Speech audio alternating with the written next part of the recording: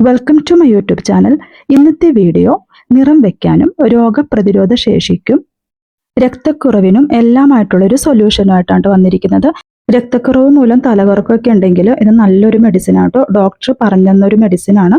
അപ്പോൾ നിങ്ങളായിട്ട് ഷെയർ ആക്കാമെന്ന് വിചാരിച്ചു. വീഡിയോ എല്ലാവരും തന്നെ സ്കിപ്പ് ചെയ്യാതെ കാണാം. ഇതിനായി ആദ്യം തന്നെ ഉണക്കമുന്തിരിങ്ങയാണ് എടുത്തിരിക്കുന്നത്.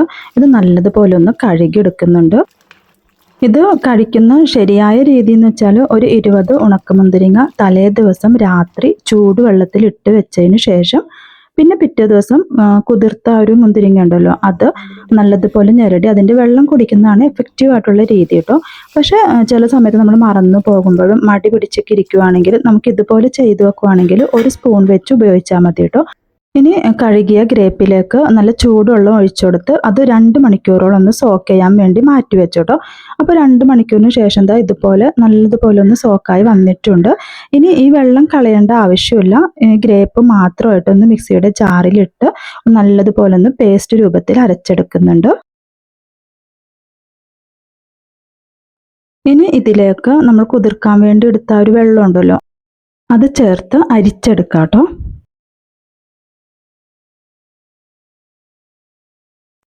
ഇനി ഒരു അരിപ്പയിലേക്ക് ഇട്ട് കൊടുത്ത് അല്പാൽപമായിട്ട് അരിച്ചെടുക്കുന്നുണ്ട്.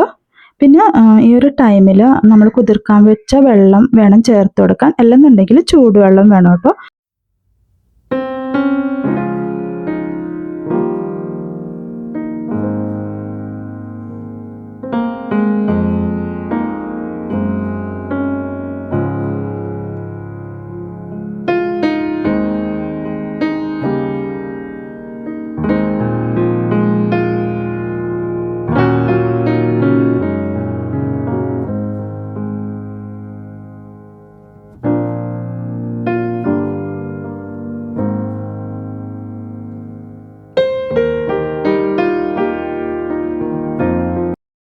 അപ്പോൾ ഇത് മുഴുവനും ഇതുപോലെ ചെയ്തെടുത്തിട്ടുണ്ട്. ഇനി ഈ ഒരു വെള്ളം മാറ്റി വെക്കുന്നുണ്ട് കേട്ടോ.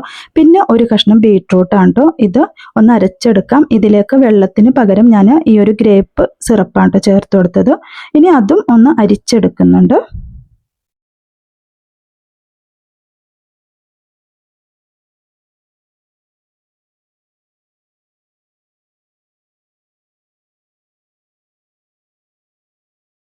ഇനി ഒരു കട്ടിയുള്ള പാത്രം അടുപ്പിൽ വെച്ച് കൊടുക്കാം. അത് ചൂടായി വരുമ്പം നമ്മൾ നേരത്തെ മാറ്റി വെച്ച ആ ഒരു സിറപ്പ് ഇതിലേക്ക് ഒഴിച്ചു കൊടുക്കാം.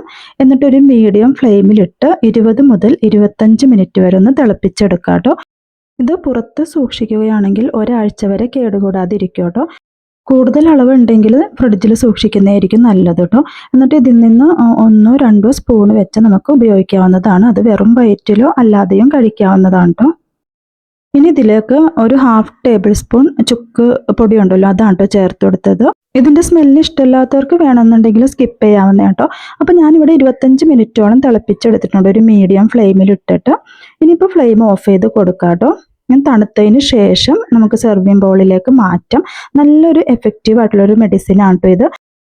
കുട്ടികൾക്കും മുതിർന്നവർക്കും എല്ലാം ഒരുപോലെ ഉപയോഗിക്കാവുന്ന ഒരു സിറപ്പാണിത്. എന്തായാലും ട്രൈ ചെയ്ത് നോക്കാം. അപ്പം വീഡിയോ ഇത്രയേ ഉള്ളൂ. ഇഷ്ടമായെങ്കിൽ ഒന്ന് സബ്സ്ക്രൈബ് ചെയ്യാനും ഷെയർ ചെയ്യാനും ലൈക്ക് ചെയ്യാനും കമൻറ്റ് ചെയ്യാനും മറക്കരുത്. അടുത്ത വീഡിയോയുമായി കാണുന്നത് വരെ ബൈ.